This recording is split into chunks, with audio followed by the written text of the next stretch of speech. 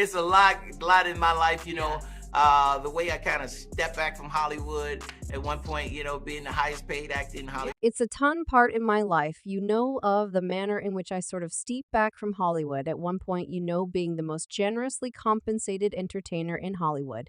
Yet I felt like you realize it was a roof not too far off, and I needed more it wasn't sufficient, so I ventured back, carried on with a smidgen. Chris, you had this astonishing vocation.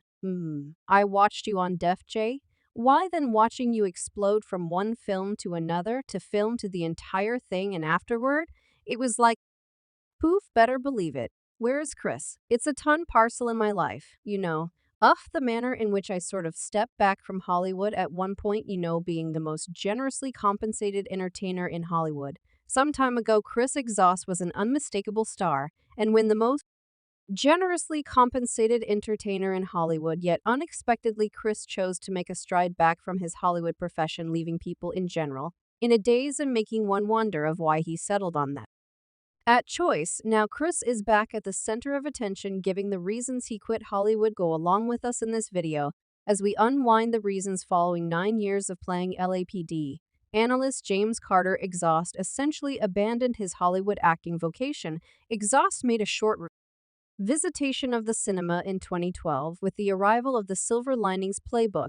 It was a task he was enthusiastic about, which is the reason he made it a point to give a role as Danny in it. The acting was trailed by a 4-year rest, which was broken in 2016. Out of 2016, Exhaust was highlighted in Billy Lynn's long halftime stroll in a meeting.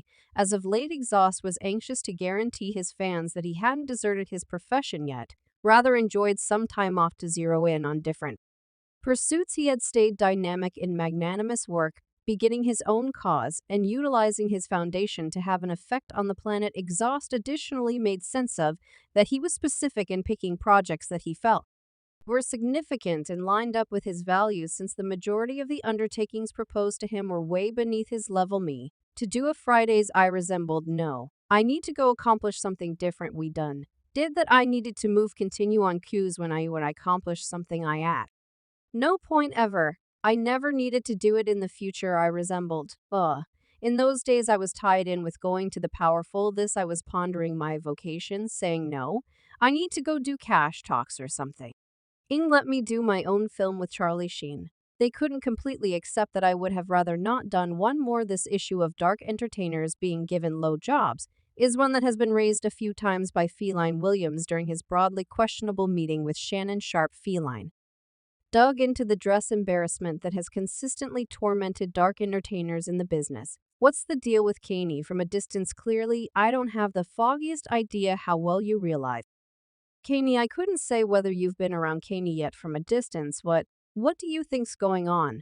I suspect that we're quite terrible individuals in the event that we say that someone got a psychological maladjustment, and we watch what they do in the event that you say someone got extraordinary necessities. How could you watch them and considering them responsible, yet all the popularity didn't come effectively for Chris Exhaust?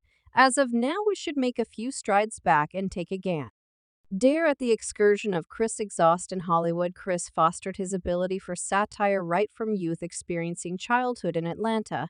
With 2 sisters and 3 siblings, Chris and his kin found bliss in engaging each other.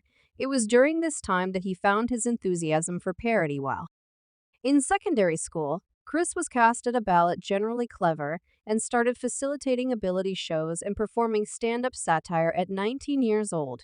He moved from Atlanta to Los Angeles in quest for his fantasy to turn into an expert humorist. Not long after showing up in La, he handled a spot on the notorious to satire Jam. His dynamic, quick shoot conveyance and irresistible enthusiasm immediately prevailed upon the crowd, showing him the way to fame. My bug is brilliant too, man. They played a day 2 ago. I stepped on one.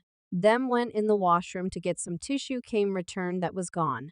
I seen him 14 days after the fact. For certain, join Chris's adaptability as an entertainer permitted him to consistently progress from stand-up satire to acting. His initial credits in corporate appearances and music recordings like Dr. Dre, Wadey D. Tupac, and Maze Anyway. His enormous break came in the job of Smokey in the movie Friday, coordinated by F. Gary. Dim told the New York Times that Chris' tryout was okay.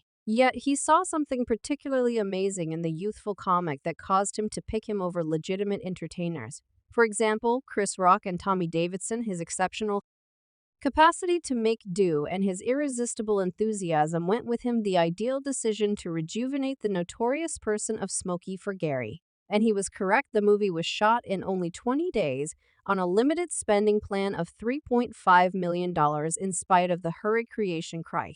And his co-stars including Ice 3D Square, John Witherspoon, Minuscule Lycer, and Nia Long made Friday a film industry hit procuring 28.5 million. The film likewise slung Chris into a fruitful acting profession. Me to request my bicycle back. What bicycle? The one I let you utilize a long time prior. Gracious.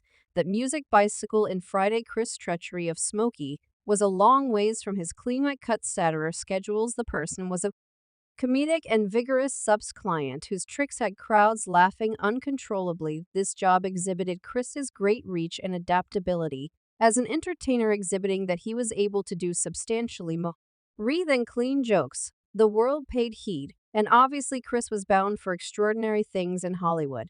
Yet it was in 1997 that Exhaust encountered a defining moment in his profession. During this year, he delivered 3 hit motion pictures. He featured first in the activity stuffed science fiction film The Fifth Component, which exhibited his capacity to lead a major financial plan blockbuster. Next up was the humorous parody Cash Talks, which had crowds chuckling in the passageways and afterward.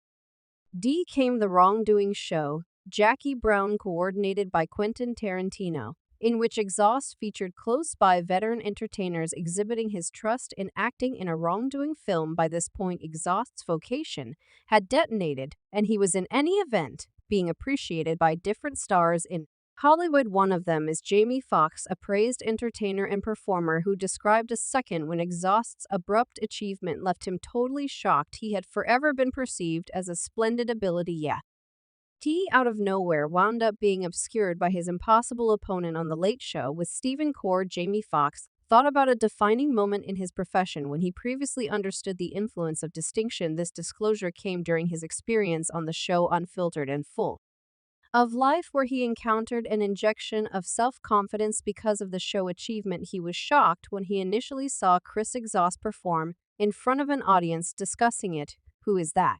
Dramatic, I said, in light of the fact that I just came up. I'm Jamie Foxx. Who could say that was interesting? You didn't mean? And when I opened the entryway, it was a thin, minimal, dark buddy with a tank top on him that didn't fit. It was Chris Exhaust. And when I said he was killing them, it shook me, and I realized that I was actually a major buzzkill. Amusing that way club in LA, right?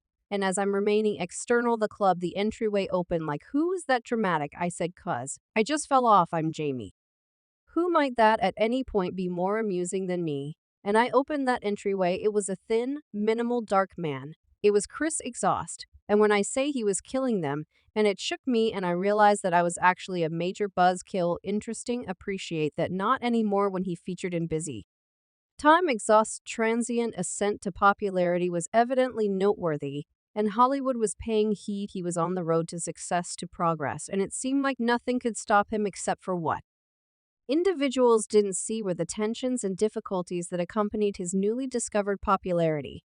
And that is where everything came crashing down. In spite of the potential open doors that were coming his direction, Exhaust was feeling smothered by the requests of the business. He was beginning to understand that despite the fact that he was an effective entertainer, he wasn't in that frame of mind of his profession.